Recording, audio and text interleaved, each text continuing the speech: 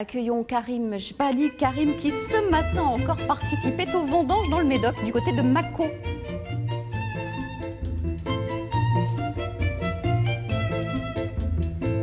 Et voilà.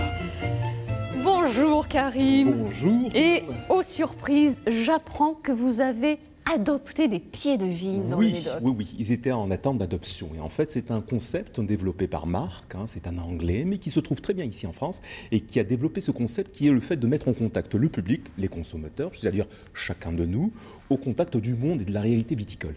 Donc, il y a un calendrier assez précis. Ça se passe en 3 épisodes, le téléfeuilleton. Premier épisode, on travaille la vigne.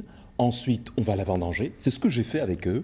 Et ensuite, on va tirer ce vin, c'est-à-dire faire l'assemblage. Là, nous étions au château Beau Rivage. C'est encore dans le Bordelais, bien que ça soit du côté du Mâcon en Médoc, très exactement, sur les marches de l'Empire des Grands Médocs. Regardez, une belle journée de vendange.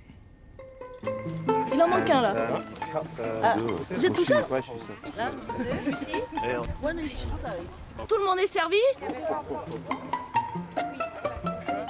Vous venez d'où? Pardon? Je viens de la région de Strasbourg, d'Alsace. Poitiers, Brive-la-Gaillarde. Je viens de Nantes. D'Auvergne. De Blanquefort, juste à côté. I come from London. From England. Si vous avez des questions, n'hésitez pas. Et je la coupe à ras, comme ça. Oui, comme ça, parfait. Voilà. Oui. Et puis on voit là-dessus, il y a un peu de pourriture qui s'installe. Alors qu'est-ce qu'on fait? On prend le grappe, Oui. on prend le sécateur et on va juste faire tomber Les grains qui sont un grains. petit peu pourris. Exactement, exactement. Parce que ça va pas être bon dans le vin. Et là, je fais tout le rang. Oui, tout le rond. Et oui, Et bon courage. Merci, Marc. Allez, c'est parti.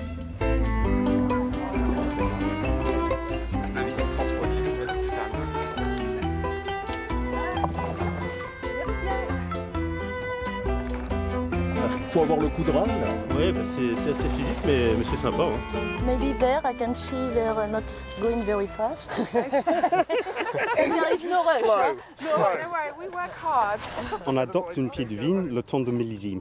Et la plupart du temps, c'est offert comme cadeau à quelqu'un. Alors ici, aujourd'hui, on a des gens qui ont reçu ça en dessous du sapin de Noël, ou soit pour le cadeau d'anniversaire, un cadeau de mariage. On peut tous les gens.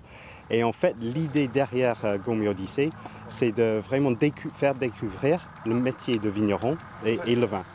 On a 3 types de journées différents. Une journée qui est plus la découverte sur le travail dans la vigne. On a la journée vendange et on a la journée vinification où on fait les assemblages des cépages différents et chacun voit vraiment concrètement qu'est-ce qui apporte chaque cépage dans son assemblage. Alors, s'il y a encore des courageux, vous avez des personnes qui ont attaqué un nouveau rang. C'est vraiment partager le métier.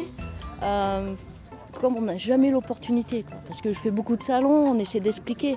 Mais là, vivre l'événement, travailler, c'est même l'hiver, on leur fait faire des travaux d'hiver. Et je crois qu'ils voient le vin différemment ensuite. Donc s'impliquer avant de trinquer, le concept est très original. Vous, Karim, vous allez faire votre propre vin? Oui. Et vous aurez les étiquettes à votre nom sur les bouteilles? Mon nom, au nom de l'émission et du public. En fait, on le fait pour le public. Vous m'avez vu avec du raisin tout de suite, ça vous a sauté aux yeux, c'est du raisin de table. Jean-François, vous l'avez bien remarqué. Oui, tout à fait. Oui, parce qu'on avait tout vendangé. Je suis passé chez le primeur, vous allez me dire, mais pourquoi? Mais pour vous faire une petite expérience physico-chimique. Oui, enfin, expérience, c'est un bien grand mot. En fait, c'est juste pour rappeler quelques évidences pour ceux qui l'ignorent encore. Vin rouge, vin rosé, vin blanc participent tous de la même unité de fabrication. Au début, j'allais dire de la création, c'est le grain de raisin. Tout le monde le sait ça. C'est cette pellicule que je suis en train d'ôter, je ne sais pas si vous le voyez, et on arrive tout de suite à la chair. Le contact de cette chair avec la pellicule, on la voit ici, c'est ce qui va donner la macération. Le contact plus ou moins long de la pellicule, de la peau, avec la chair qui est toujours translucide. C'est-à-dire que pour faire du vin blanc, du vin rouge ou du rosé, je m'importe un peu, c'est pour faire le même vin. C'est la durée de macération qui va faire que le vin soit rouge, blanc ou rosé.